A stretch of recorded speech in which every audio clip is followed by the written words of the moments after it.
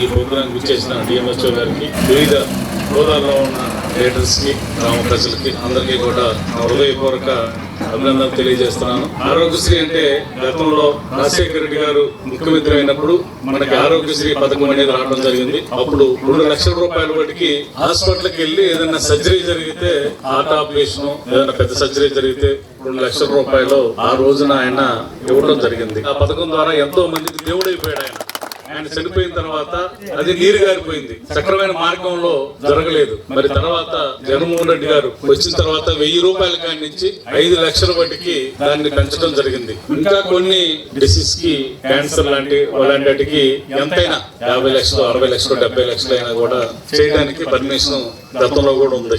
ఇప్పుడు ప్రతి అనారోగ్యానికి దేనికైనా సరే 1000 రూపాయల నుంచి 25 లక్షల రూపాయలకి పెంచడం జరిగింది. ఇప్పుడు ఈ కార్డు ద్వారా అందరూ ప్రతి హాస్పిటల్లో కూడా ఆరోగ్యశ్రీ ఉపయోగించుకొని మీరందరూ కూడా అనారోగ్యంగా ఉండాలని కోరుకోరు. మరి మనకి ఉండే హ్యాబిట్స్ వల్ల కానీ, మనం తినే ఫుడ్ వల్ల కానీ 40% 50% ప్రతి వాళ్ళకి ఏదో ఒక హాస్పిటల్కి వెళ్ళాల్సిన పరిస్థితి ఏర్పడుతుంది. కాబట్టి మరి ఈ కార్డు ఉండటం వల్ల మనందరికీ కూడా ఎంతో ఉపయోగకరం. జగన్మోహన్ రెడ్డి గారు వ్యక్తి గురించి ఎంత శ్రద్ధ తీసుకున్నాడో ఆరోగ్యం గురించి కూడా అంతే శ్రద్ధ తీసుకొని హాస్పిటల్స్ నిర్మించడం జరుగుతుంది. దాంట్లో డాక్టర్స్ కూడా పెట్టి ప్రజలకి సేవ చేసే విధంగా ఆయన డిజైన్ చేసి ఆరోగ్య సురక్ష అనే ప్రోగ్రాం కూడా పెట్టి ప్రతి గ్రామంలో కూడా జల్లెడ బట్టి ఆ లడ్డు ఏమీ బాగోలేదు అది మొత్తం కూడా కార్డులో ముందుపరిచి, ఆ కార్డు పెట్టగానే హాస్పిటల్కి వెళ్ళగానే ఈ ఇంట్లో ఇతనికి ఇది ఉందని చెప్పి ఐడెంటిఫై చేసే విధంగా ఆరోగ్యశ్రీ కార్డు ఇవ్వడం.